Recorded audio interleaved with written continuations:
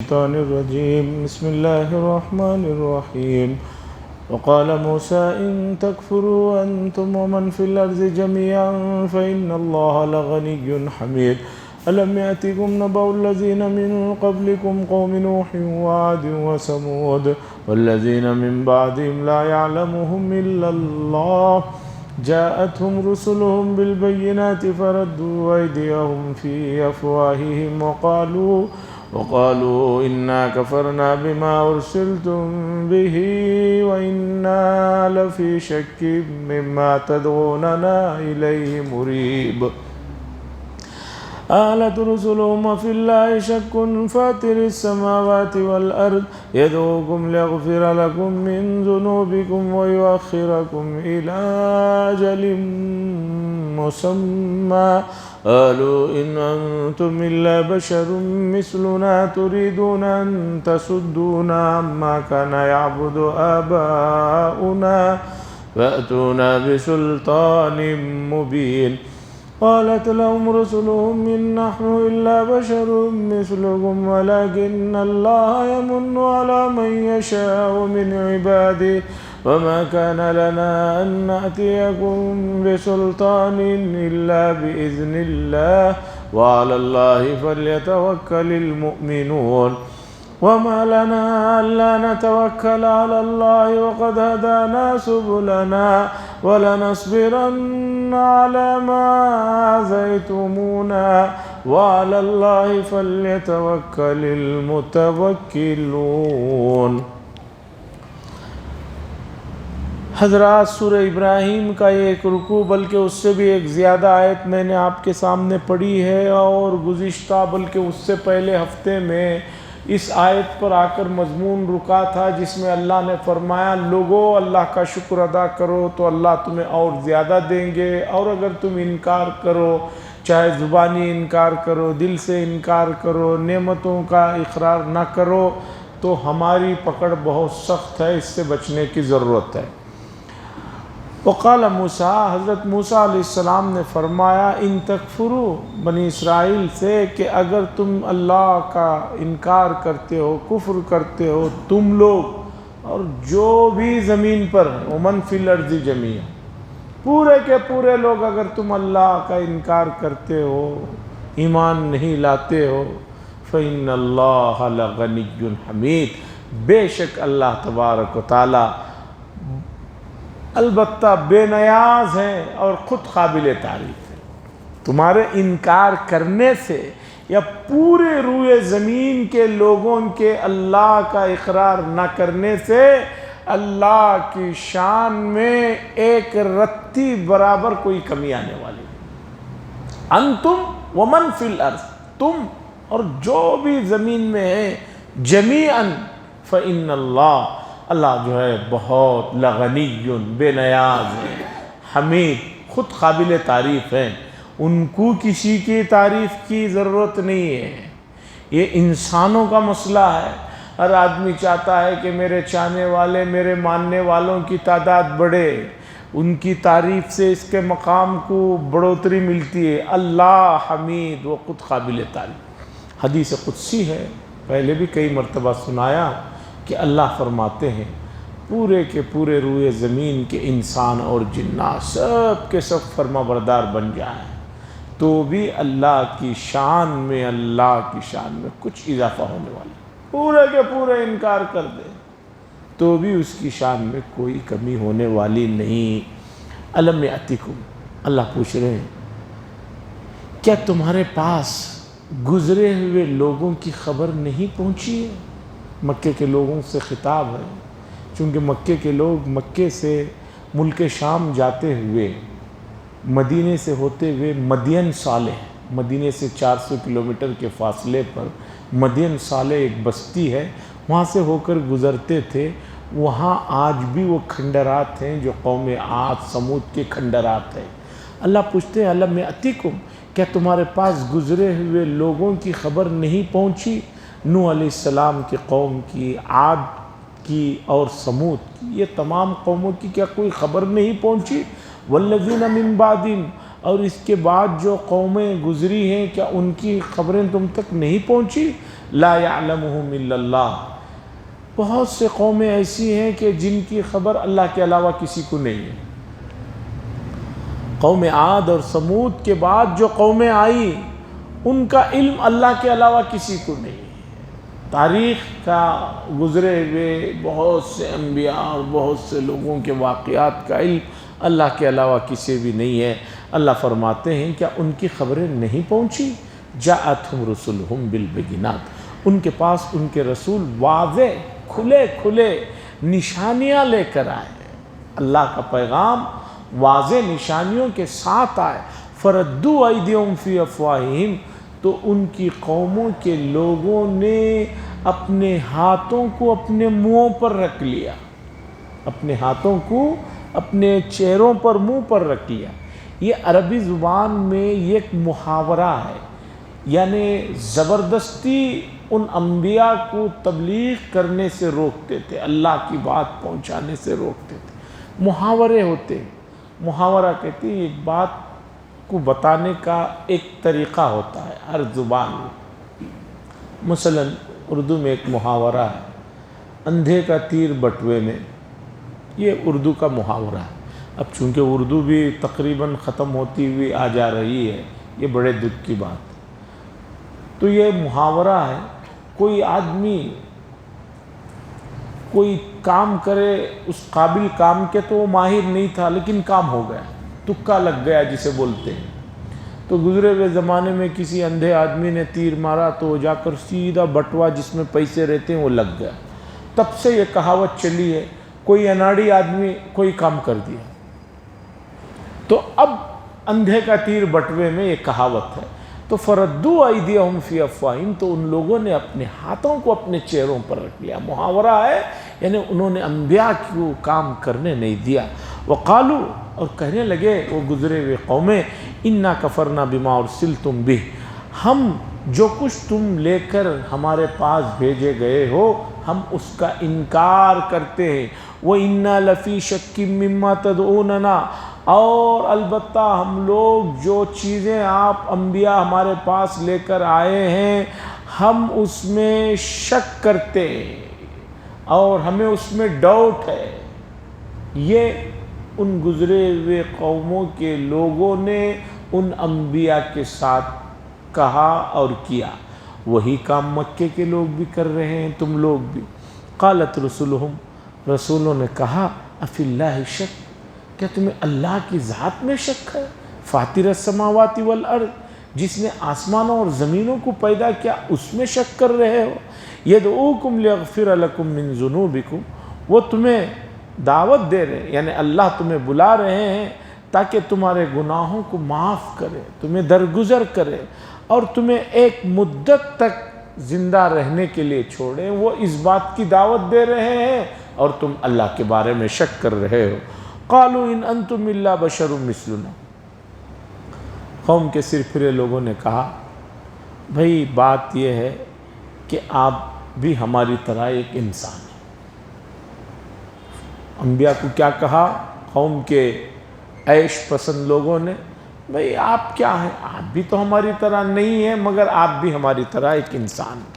تو انبیاء نے کیا کہا؟ انبیاء کو ان لوگوں نے کیا کہا؟ ایک تو آپ ہمارے جیسے ایک نارمل لوگ، تریدون ان تصدونا عما کان یعبد آباؤنا، آپ چاہتے ہیں، یعنی کفار اس زمانے کے وہ کہہ رہے ہیں انبیاء کو، آپ چاہتے ہیں روکنا اس چیز سے جس کو ہمارے آبا و اجداد جس کی پوجا پاٹ کرتے تھے، وہ جو بھی غلط کرتے تھے، اب تم کہہ رہے ہو یہ کام ٹھیک نہیں، تو ہمارے آبا و اجداد کی چیزوں کو تم روکنا چاہتے ہو۔ فاتونا بسلطان مبین، ہمیں کوئی کھلا ہوا معجزہ لے کر آؤ، کوئی واضح دلیل لے کر آؤ۔ عجیب بات ہے، اللہ نے حضرات انبیاء علیہ السلام کو دو چیزیں ایسی دی تھی کہ اس سے کسی کو انکار نہیں۔ پہلی چیز، ہر نبی اپنی قوم میں سے بھیجا گیا، حضور صلی اللہ علیہ وسلم کو نبی بنایا گیا تو آپ باہر سے نہیں آئے تھے، مکے ہی میں رہتے تھے۔ تو ان کی زندگیاں انبیاء کی لوگوں کے سامنے تھی کہ ان میں کسی بھی قسم کی کوئی کمی نقص نہیں تھا۔ دوسرا، ظاہری طور پر اللہ تعالیٰ نے انبیاء علیہ السلام کو جو ظاہری جمال، جو ظاہری خوبصورتی، جو ان کی پرسنالٹی تھی، وہ خود اس بات کی دلیل تھی کہ یہ آدمی جھوٹ نہیں بول رہا۔ اب اس سے بڑی کیا تمہیں دلیل چاہیے؟ اور اس سے بڑی تمہیں کیا دلیل چاہیے کہ حضور صلی اللہ علیہ وسلم 40 سال تک تو کبھی جھوٹ نہیں بولے۔ 40 سال کے بعد جب نبی ہونے کا اعلان کرتے ہیں تو اب لوگ کہتے ہیں کہ بھی آپ جھوٹ بول رہے ہیں۔ سوال یہ ہے کہ ایک آدمی 40 سال تک جھوٹ نہیں بولا، آپ کیوں بول رہا ہے؟ چلو تھوڑی دیر کے لیے مانو کہ بھی جھوٹ بول رہا ہے، کچھ اس کا فائدہ ہے، کچھ مقصد ہے 40 سال کے بعد۔ تو ان لوگوں نے جا کر پیشکش بھی تو کی، مکے کے لوگوں نے، آپ سردار بننا چاہتے ہیں تو سردار بنا دیں گے، مالدار بننا چاہتے ہیں تو مالدار بنا دیں گے، اگر کسی بھی قبیلے میں خوبصورت عورت سے شادی کرنا چاہتے ہو تو شادی کرا دیں گے۔ اگر نعوذ باللہ جھوٹ بولنے سے کیا، یا تو کرسی چاہیے تھا، یا مال چاہیے تھا، یا کوئی شادی۔ حضور صلی اللہ علیہ وسلم نے کیا فرمایا؟ نہ مجھے کرسی کی ضرورت ہے، نہ عہدے کی ضرورت ہے، نہ مال کی ضرورت ہے، حتیٰ کہ تم لوگ ایک ہاتھ میں میرے چاند رکھ دو، ایک ہاتھ میں سورج رکھ دو، تب بھی میں اللہ کا پیغام پہنچانے سے پیچھے نہیں ہٹوں۔ قالت لہم رسولہم، رسولوں نے ان سے کہا، ان نحن الا بشر مثلکم، یہ بات تو تمہاری ٹھیک ہے کہ ہم بھی تمہاری طرح ایک انسان ہیں، ولیکن اللہ یمن علی من یشاء من عبادہ، لیکن اللہ تبارک و تعالی جسے چاہتے ہیں فضل عطا فرماتے ہیں، جسے چاہتے ہیں نبوت عطا فرماتے۔ تو نبوت ایک جو بہت بڑی نعمت ہے، وہ اللہ نے اپنی طرف سے ہمیں عطا فرمائی، ہیں تو ہم بھی انسان ہی۔ وما كان لنا ان ناتيكم الا باذن اللہ، اور تم لوگ یہ بات پہ یہ معجزہ دکھاؤ، وہ معجزہ دکھاؤ کہ جو فرمائشیں کر رہے ہو، معجزہ لانے کی طاقت ہمارے اندر نہیں ہے، وہ تو اللہ جب چاہتے ہیں معجزہ ہمیں دیتے ہیں، ہم دکھاتے ہیں، ہمارے پاس نہیں ہے، یہ تم جو مانگتے رہو اسے دکھاتے ہیں۔ وعلی اللہ فلیتوکل المؤمنون، اور اللہ ہی پر ہم ماننے والے بھروسہ کرتے ہیں، اللہ ہی کی ذات پر بھروسہ کرتے ہیں۔ وما لنا، اور ہمیں کیا ہوا کہ ہم اللہ پر بھروسہ نہ کریں، اور کیوں نہ ہم اللہ پر بھروسہ کریں؟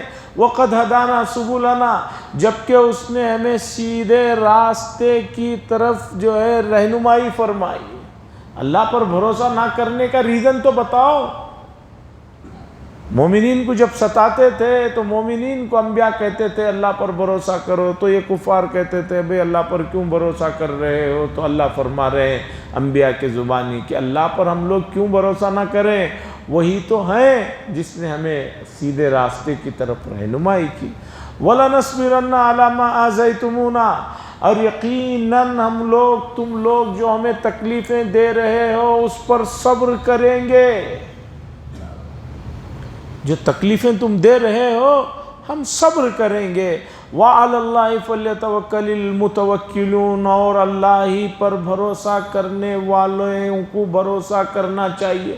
بھروسے کی کوئی ذات ہے تو صرف اللہ کی ذات ہے، باقی تمام رشتے، تمام تعلقات دنیا میں ختم ہیں، کوئی وقت پر کام نہیں آتا۔ میں نے خاص طور پر بہت سے ایسے واقعات دیکھے، مثلا 1997 میں مینا میں 8 تاریخ کو آگ کا حادثہ ہو گیا، کچھ ڈیرے جل گئے۔ اب ڈیروں میں سے جو جل گئے تو کوئی نکل کے ادھر بھاگ رہا ہے، کوئی ادھر بھاگ رہا ہے، سب غائب ہے۔ ایک دوست سے ملا میں 9 تاریخ کو عرفات میں ملے، میں نے کہا کہ بھئی کہاں ہیں آپ کے گھر والے؟ آپ تو میاں بیوی حج پر آئے تھے۔ وہ بولے معلوم نہیں کہاں ہیں، میں تو جان بچا کو میری آ گیا۔ پیروں کو دیکھا تو کپڑے کالے کالے کپڑے نظر آ رہے تھے۔ میں نے کہا یہ کیا ہے پیروں میں؟ کہا چپل تو کہیں غائب ہو گئے، بھاگتے وقت میں وہ برقعے کی اوڑھنی مل گئی تھی، پیر گرم ہیں اس لیے اسی کو پھاڑ کے بن لیا۔ ایئرپورٹوں پہ دوسری جگہ تیسری جگہ کوئی بھی مسئلہ آتا ہے تو لوگ اتنے قریبی تعلقات کو کہہ دیتے ہیں بھی ہم نہیں جانتے، بس ہاں سلام دعا۔ وَعَلَى اللَّهِ فَلْيَتَوَكَّلِ الْمُتَوَكِّلُونَ، اللہ کی ذات ایسی ہے کہ جس پر بھروسہ کرنے والوں کو چاہیے کہ وہ اللہ پر بھروسہ کرے، باقی روابط تھوڑی تھوڑی دیر میں ختم ہو جاتے ہیں۔ کورونا کے زمانے میں دیکھ لیا بہت سارے لوگوں نے، رشتہ داریاں سب دیکھ لی، رشتہ دار کے جنازے کی نماز تو چھوڑیے، اس کے قریب تک جانے کے لیے تیار نہیں۔ ہمارا اپنا عقیدہ ہے کہ بیماریوں کا دینا لینا سب اللہ کا کام ہے، باقی جو ہے یہ آیت بتا رہی ہے ہمیں اللہ پر بھروسہ کرنا چاہیے۔ اب سنیے، ایک رکوع ہو گیا، اب دوسرے رکوع میں کفار جو اس زمانے میں انبیاء کے جوابات جو انہوں نے دیے، جو باتیں کہی، آج یہ آیت میں پڑھتا ہوں تو ایسا لگتا ہے کہ یہی وہ بات ہے جو آج لوگ ہمارے ملک میں کہہ رہے ہیں۔ سنیے کیا کہہ رہے ہیں۔ وقال الذین کفروا، اور کہا ان لوگوں نے جنہوں نے کفر کیا، لرسولہم، رسولوں سے، لنخرجنکم من ارضنا، ہم ضرور بھی ضرور تم لوگوں کو ہماری زمین سے، ہماری بستی سے نکال باہر کریں گے۔ رسولوں سے کہہ رہے ہیں ان کی قوم کے لوگ، لَنُخْرِجَنَّكُم مِّنْ أَرْضِنَا، اللہ پرانے گزرے ہوئے انبیاء کے زمانے کے واقعات کو سنا رہے ہیں، ان کی باتوں کو، لَنُخْرِجَنَّكُم مِّنْ أَرْضِنَا، ہم ضرور بھی ضرور تم لوگوں کو ہماری بستیوں سے، ہماری زمین سے باہر کریں گے، أَوْ لَتَعُودُنَّ فِي مِلَّتِنَا، یا نہیں تو یہ ہے کہ تم لوگ اپنی اس کو چھوڑ کر ہماری ملت میں کفر میں آ جاؤ۔ یہی بات تو آج ہو رہی ہے، گھر واپسی کرو، گھر واپسی کرو، اسلام کو چھوڑو، آ جاؤ، نہیں تو ہم تمہیں جینے نہیں دیں گے۔ دنیا بھر میں یہی تو ہنگامہ ہو رہا ہے کہ بھی واپس آ جاؤ، نہیں تو جو ہے ہم تمہیں نہیں رہنے دیں گے، یا نہیں تو جو ہے رہنا ہے تو ہماری ملت میں آ جاؤ۔ أَوْ لَتَعُودُنَّ فِي مِلَّتِنَا، یا یہ کہ تم جو ہے ہماری ملت میں، ہمارے مذہب میں آ جاؤ۔ فَأَوْحَىٰ إِلَيْهِمْ، اللہ فرماتے ہیں ہم نے وحی بھیجی، ان کے رب نے ان کے پاس وحی بھیجی، انبیاء کے پاس وحی بھیجی۔ گھبرانے کی ضرورت نہیں۔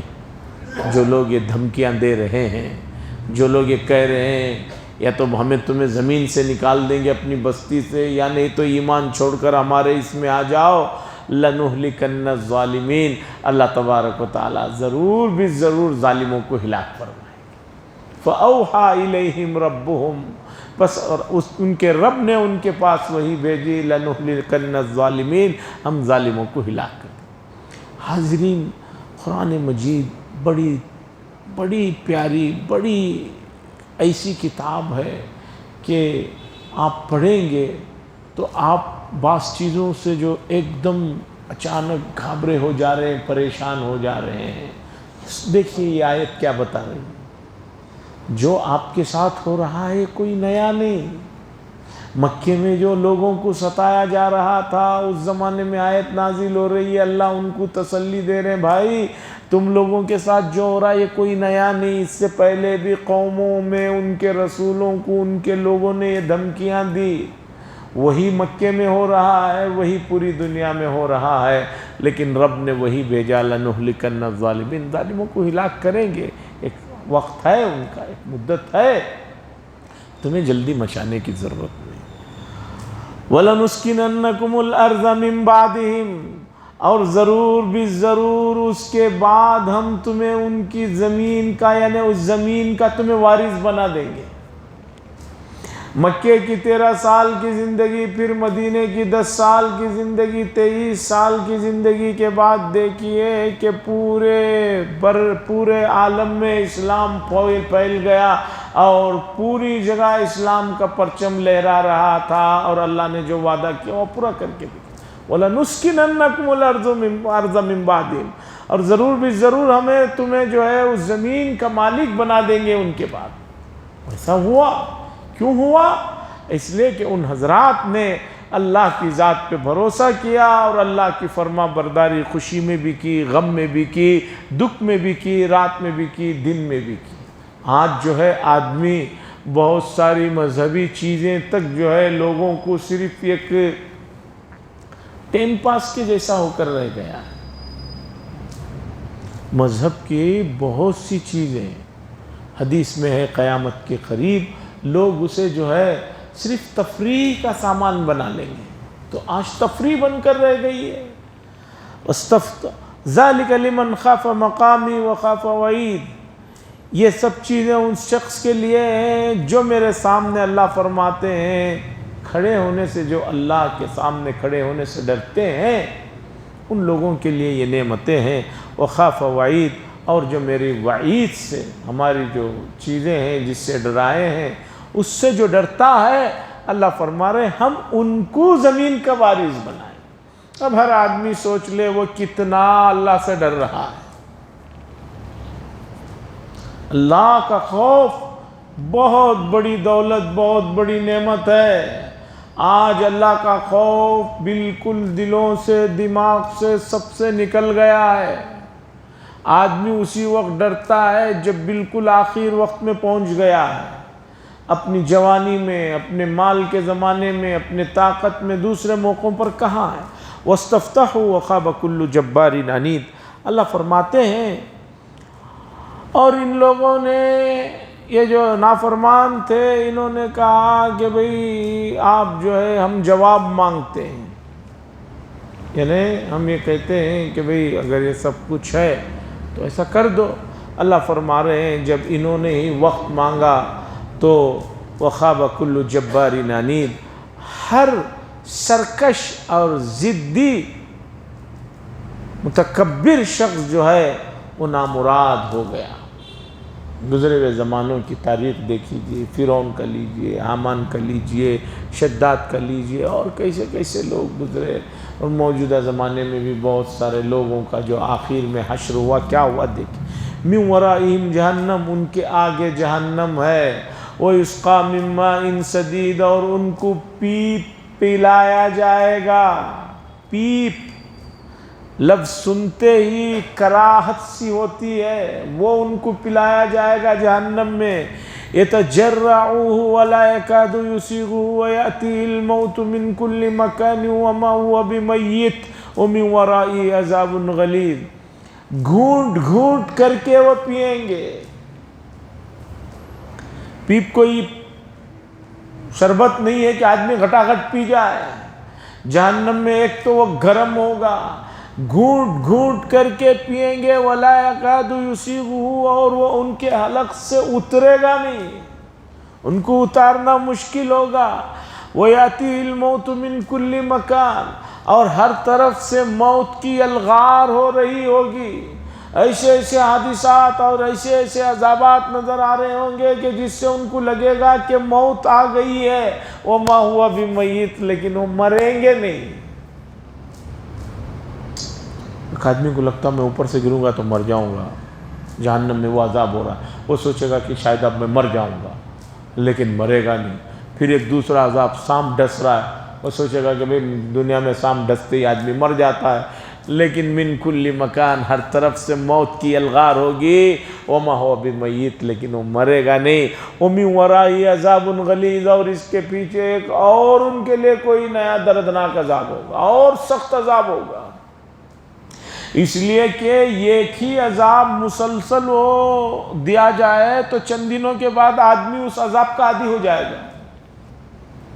ایک آدمی کو روزانہ گھٹنے میں درد ہو رہا ہے، پہلی مرتبہ ذرا محسوس ہوتا ہے، چند دنوں کے بعد اس کے معمول ڈاکٹر رہتے ہیں، وہ بھی بولتے ہیں وہ تو آپ کا معمول ہے، کیا بھی نہیں اس میں پریشان ہونے کی ضرورت۔ غالب نے کہا ہے کہ درد اتنے پڑے مجھ پر کہ مشکلیں آسان ہو گئی۔ تب ایک ہی قسم کا عذاب بار بار دیا جائے تو آدمی اس کا عادی ہو جاتا ہے۔ جیسے بچے رہتے ہیں، بہت سارے بچوں کو صحیح انداز میں تربیت نہ کرنے کی وجہ سے مار پیٹ کیا جاتا ہے، چند دنوں میں بچے وہ مار پیٹ کے عادی ہو جاتے ہیں۔ اب ان کو کتنا بھی مارو وہ کہتے ہیں بھئی وہ عادت ہے۔ اب ماں باپ ہی کے ہاتھ دھکتے ہیں، استادوں کو، یہ استاد تو خیر اب اب نیا جو تعلیمی نظام آیا ہوا ہے اس میں تو کسی بچے کو 10 سیکنڈ سے زیادہ ٹیچر گھور کے بھی نہیں دیکھ سکتے، اب تو گھور کے بھی نہیں دیکھ سکتے، مارنے کا تو چھوڑیے۔ وہ زمانہ گیا جب اساتذہ گھروں میں گھس کے آ کے مار کے لے کر جاتے تھے۔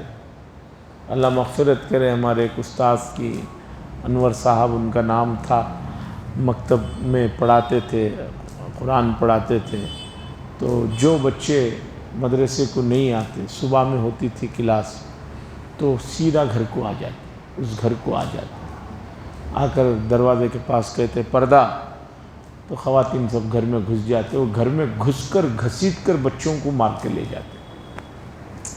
کسی عورت کی یا اس کے باپ کی بچے کی اتنی ہمت نہیں کہ ان سے جا کر پوچھے کہ آپ ہمارے بچے کو گھر میں گھس کو مار کو لے کر کیسا گئے۔ آج ٹھیک ہے سختی منع ہے، اس میں کوئی انکار نہیں، لیکن کوئی بھی ڈرنا ہو تو بچوں کو کیسے پڑھایا جائے؟ ماں باپ تو سختی نہیں کرتے، استاد بھی گھور نہیں سکتا، کھڑا نہیں سکتا، بول نہیں سکتا، تو کیسے ہوگی؟ اسی لیے بچے کالجوں تک پہنچ جا رہے ہیں، قرآن ان کا کمپلیٹ نہیں ہو رہا، بچیاں شادی کے قریب پہنچ جا رہی ہیں، ان کے قرآن کمپلیٹ نہیں ہے، اور یہاں پر دینی ماحول بھی نہیں، جیسے ملیشیا میں، انڈونیشیا میں ہے کہ بھی وہاں شادی کے لیے جاتے ہیں تو پوچھتے ہیں کہ بھی لڑکی نے قرآن کتنے بار پڑھا ہے، عمرہ کیا ہے، حج کیا ہے، کتنی صورتیں یاد ہیں، لڑکے نے کیا۔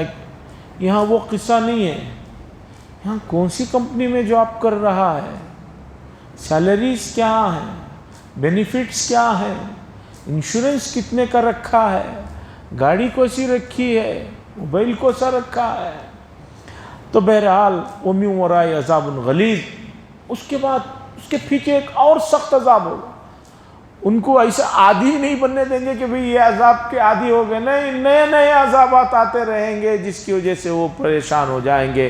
مَثَلُ الَّذِينَ كَفَرُوا بِرَبِّهِمْ أَعْمَالُهُمْ كَرَمَادٍ اشْتَدَّتْ بِهِ الرِّيحُ فِي يَوْمٍ عَاصِفٍ، مثال ان لوگوں کی جنہوں نے اپنے رب کا انکار کیا، ان کے اعمال کی مثال ایسی ہے جیسے کہ راخ تیز آندھی والے دن میں، جب راخ تیز آندھی ہو تو راخ کیا ہوتی ہے؟ اڑتی ہے، پھیل جاتی ہے۔ اللہ فرما رہے ہیں کہ جنہوں نے اللہ کا انکار کیا ان کے اعمال کی بھی یہی حالت ہوگی کہ وہ سب اڑ جائیں گے۔ اللہ فرماتے ہیں لا يقدرون مما كسبوا على شيء، وہ کسی بھی چیز پر قادر نہیں ہوں گے، جو کچھ انہوں نے یہاں کچھ نیک کام وغیرہ کیے ہوئے ہوں گے، وہ یہ نہ سوچیں کہ قیامت میں اس کا بدلہ ملے گا، وہ سب کے سب ایمان نہ ہونے کی وجہ سے جو ہے اس کا کچھ ان کو فائدہ نہیں پہنچے گا۔ ذالک هو الضلال البعید، اور یہ بہت ہی زیادہ جو ہے نقصان اور گمراہی اور دور کے نقصان کی بات ہے۔ تو اس میں میدان محشر کا بھی ذکر ہوا، اور جو مثال اللہ نے دی کہ راخ تیز آندھی والے دن میں کیسے اڑتی ہے، اسے دیکھیے تو وہی حال ہوگا۔ اللہ سے دعا فرمائے اللہ تعالیٰ اس نقصان سے پوری انسانیت کی اور خاص طور پر امت مسلمہ کی حفاظت فرمائے۔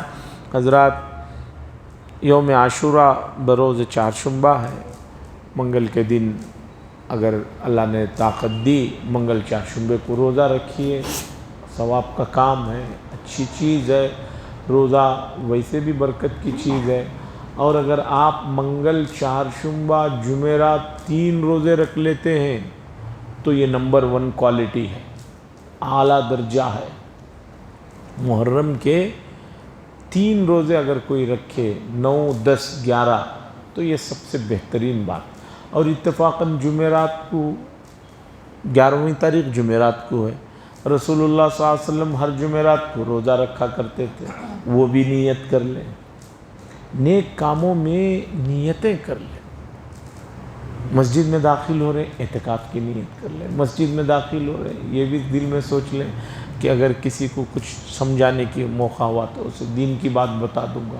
جتنے نیتیں کریں گے اتنا جو ہے آپ کو ثواب ملتا چلے جائے گا۔ تو منگل چہارشنبہ جمعرات، اس کے علاوہ دوسری تمام چیزوں سے اپنے آپ کو، اپنے اہل و عیال کو، اولاد کو محفوظ رکھیں، اور باقی جو بھی خرافات امت میں رائج ہیں کہ حضرت حسین رضی اللہ تعالیٰ عنہ کی روح آتی ہے، اس دن غسل کرنا ضروری ہے، فرض ہے، ایسا سرما لگانا، وہ خاص سرما لگانا۔ آج ایک صاحب پوچھ رہے تھے کہ حضرت 10ویں تاریخ کو کوسا سرما لگانا؟ میں نے کہا کہ بھی سنت سرما رات میں لگانے کا ہے۔ حدیث میں رسول اللہ صلی اللہ علیہ وسلم جو سرما لگاتے تھے وہ رات کو سوتے وقت میں لگاتے تھے، ہمارے یہاں دن میں لگانے کا شوق ہے۔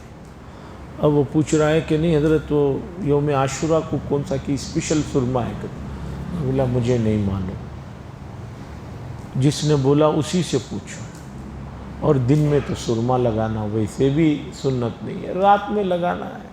تو سرما اور کپڑے، نہانا، بھئی روزانہ نہائیے، اسلام تو پاکی صفائی کا حکم دیتا ہے۔ آپ مہینے مہینے تو نہاتے نہیں، مہینے مہینے تو ناخن کاٹتے نہیں، مہینے مہینے تو مونچھیں جو ہے پورے ہونٹوں کو چھپا لیے ہیں، اس کے بال نہیں کاٹتے، مہینے مہینے جو ہے زیر بغل زیر ناف صاف نہیں کرتے، اور آپ سوچتے ہیں کہ بھی صرف اس دن ایک دن صرف نہا لوں گا میں تو سمجھیے کہ پورے سال کا نہا لیا ہوں۔ اس دن خاص انداز میں اتنے مرتبہ بسم اللہ پڑھ لیے تو پورا کام ہو جائے گا۔ یہ تمام چیزیں کوئی حدیث سے ثابت نہیں ہے۔ روزہ رکھیے، اللہ سے دعا کیجئے، اللہ نے وسعت دی ہے تو دسترخوان کو وسیع کیجئے، اس کے علاوہ اس دن کسی قسم کی دوسری چیزوں کا کوئی رواج نہیں ہے، اور اسے برا سمجھنا، معیوب سمجھنا غلط ہے۔ باقی حضرت حسین رضی اللہ تعالیٰ عنہ سے آپ کو بے انتہا محبت ہے، تو آپ حضرت حسین رضی اللہ تعالیٰ عنہ کی ولادت سے لے کر شہادت تک کی تاریخ پڑھیے۔ لوگوں کو یہی نہیں معلوم کہ حضرت حسین رضی اللہ تعالیٰ عنہ بڑے تھے یا حضرت حسن رضی اللہ تعالیٰ عنہ بڑے تھے۔ اتنی محبت ہے حضرت حسین رضی اللہ تعالیٰ عنہ سے لوگوں کو، ان کو کچھ نہیں معلوم کہ آپ جب شہید ہوئے کیا عمر تھی، کون سا دن تھا، کیا وقت تھا، کچھ نہیں۔ امت کا حال ایسا ہے، مکی صاحب حرم میں بیان کرتے ہوئے ہمیشہ قصہ سناتے ہیں کہ کسی جگہ ایک غیر قوم کو ایک مسلمان نے پکڑ لیا افغانستان میں، کہنے لگا کلمہ پڑھو نہیں تو ہم گولی مار دے گا تم کو۔ وہ آدمی جان بچانے کے لیے اس نے کہا کہ بھی کیا پڑھنا، ذرا بولو میں پڑھ دیتا ہوں۔ تو ان پٹھان صاحب نے کہا اگر ہم کو آتا تو تم کو کیوں پوچھتا۔ امت کا یہ حال ہے کہ حضرت حسین رضی اللہ تعالیٰ عنہ، حضرت حسین رضی اللہ تعالیٰ عنہ کو یہ مقام کس سے ملا؟ رسول اللہ صلی اللہ علیہ وسلم کے نواسے ہونے کی وجہ سے۔ اور ابھی حضرت محمد الرسول اللہ صلی اللہ علیہ وسلم کے تاریخ اور ان سے جڑی ہوئی چیزیں امت کو نہیں معلوم۔ حضور صلی اللہ علیہ وسلم کے جو بہت سے نام ہیں اس میں بعض مشہور نام ہیں۔ ایک صاحب مجھ سے پوچھ رہے ہیں ایک بچے کا نام یہ ہے، یہ ٹھیک ہے کیا؟ میں نے کہا عجیب احمق آدمی ہو، حضور کا نام تو اس نے رکھا ہے اپنے بچے کا، اب تم پوچھ رہے ہو یہ ٹھیک ہے؟ پھر اس سے ٹھیک کیا نام ہو سکتا ہے؟ کہ یہ حضور کا نام ہے کیا؟ میں نے کہا کہ بھئی جب تمہیں اتنا ہی نہیں معلوم تو کیوں دوسروں کو فتوے دیتے ہوئے پھرتے رہتے ہو؟ نہیں معلوم ہے آدمی خاموش رہے بہت اچھا ہے، لیکن فتوے دیتے رہتے نہیں یہ درست نہیں۔ کیوں بھئی؟ میں نے سنا۔ کہاں سنا بھئی؟ کسی فرشتے نے آ کر کان میں آپ سے کہا؟ بعض لوگ اللہ کے نبی کے ناموں کو تک مکمل نہیں جانتے، نہیں یہ نام درست نہیں ہے۔ پھر کون سے نام درست ہیں؟ جو سیریلوں میں چل رہے ہیں وہ نام درست ہیں؟ ایسا پریشانی آئی ہوئی ہے، ہر آدمی اتنا عجیب نام مانگ رہا ہے، ہم تو پریشان ہو گئے کہ بھی کہاں سے لائیں۔ تو بہرحال یہ بڑا مبارک مہینہ ہے، بابرکت مہینہ ہے۔ حضرت حسین رضی اللہ تعالیٰ عنہ کی شہادت کا واقعہ پڑھنا ہے، سمجھنا ہے، تو آپ کو پیچھے سے تاریخ پڑھنی پڑے گی۔ کربلا کا جو واقعہ ہے، اس واقعے کو سمجھنے کے لیے آپ کو پیچھے سے بیک گراؤنڈ میں جانا ہوگا، اور واقعے کربلا پر سب سے زیادہ خرافات شیعہ لوگوں نے پھیلا رکھی ہے۔ جتنے یوٹیوب میں دیکھو سب وہی لوگ ہیں، کتابیں وہی لوگوں نے لکھی۔ سب سے معتبر محقق مدلل کتاب واقعہ کربلا پر حضرت مفتی شفیع احمد صاحب قدس سرہ نے لکھی ہے، اسے پڑھیے اور پیچھے سے پڑھیے، پوری پڑھیے، تب بات جا کر سمجھ میں آئے۔ الحمدللہ اس سے جڑے ہوئے بہت سارے سوالات ہیں۔ مسئلہ ایک بیٹھک کا نہیں ہے۔ سوال یہ ہے کہ اس حالت میں ان کی شہادت ہوئی، بڑی نازک حالت میں شہادت ہوئی، اللہ چاہتے تو روک سکتے تھے، یہ بھی سوال ہوتا ہے، لیکن ایسا نہیں ہوا۔ اور حضور صلی اللہ علیہ وسلم نے اشارتاً یہ بات بتائی تھی کہ میرے نواسے شہید ہوں گے۔ تو اس سب چیزوں کے پیچھے سمجھنے کے لیے تاریخ کو شروع سے پڑھیں گے، تب جا کر بیک گراؤنڈ سمجھ میں آئے۔ آپ ایک مجلس میں تھوڑی سے وقت میں پورا سمجھنا چاہیں، نہیں سمجھ سکتے، اور لوگ کہتے ہیں کہ بہت شارٹ کٹ میں بتائیے۔ میرے ایک مصری استاد ہمیشہ کہتے تھے، بھئی شارٹ کٹ کا مطلب یہ ہے کہ پوری تاریخ کو ایک گولی بناؤ اور اس کے منہ میں ڈال دو۔ ایسی کوئی گولی نہیں ہے، ایسی کوئی انگیشن نہیں ہے کہ ہم 150 سال کی تاریخ کو جو ہے ایک انگیشن میں لیں اور اسے جو ہے لگا دیں، اسے پوری تاریخ اس کے اندر آ جائے۔ پوری چیزیں جانا ہوگا، شف بشف قدم بقدم پڑھیں گے۔ اس کے لیے دینی ماحول، دینی مزاج گھروں میں بھی ہونا چاہیے، گھروں میں بھی یہ سب چیزوں کا ذکر ہونا چاہیے، ورنہ دوسرے لوگ غیر غلط چیزیں آپ کو اور آپ کے بچوں کے دماغوں میں ڈال دیں گے۔ وآخر دعوانا الحمدللہ رب العالمین، الحمدللہ رب العالمین والعاقبۃ للمتقین والصلاة والسلام علی سید المرسلین وعلی آلہ وصحبہ اجمعین، صلی اللہ تعالی وسلم علی خیر خلق محمد وعلی آلہ وصحبہ اجمعین، والحمدللہ رب العالمین۔